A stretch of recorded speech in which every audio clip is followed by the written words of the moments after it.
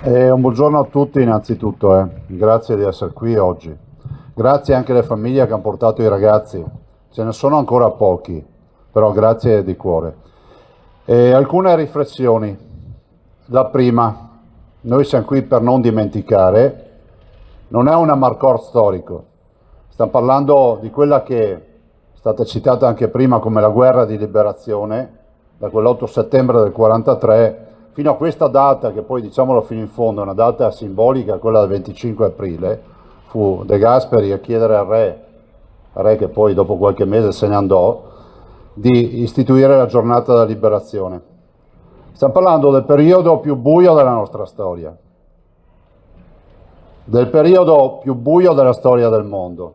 Stiamo parlando del ventennio fascista, nazifascista, stiamo parlando di un ventennio nel quale comunque si sono perpetrati dei crimini nei confronti della popolazione, dei civili e non solo, assolutamente, che vanno ricordati.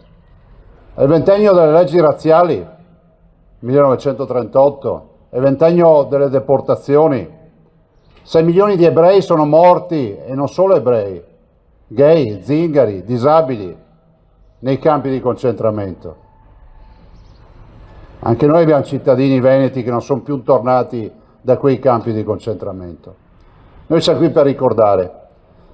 Siamo qui, e condivido l'intervento della Presidente della sezione, adesso non vorrei sbagliare le cariche dell'ANPI vittoriese, anche per confermare che quando parliamo di antifascismo, i padri costituenti, nella Costituzione che è stata presentata il 1° gennaio del 1948, hanno scritto a più mani e con il consenso unanime quella che è la carta che regola la nostra democrazia. Se non ci fosse stata la guerra di liberazione, oggi noi non avremmo la democrazia. Questa è la sintesi del ricordo.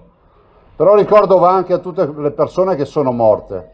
Prima abbiamo deposto una corona d'alloro, che non è una cerimonia che si fa perché comunque è prevista nel contesto di questa celebrazione. È il ricordo di coloro che hanno perso la vita per darci la libertà.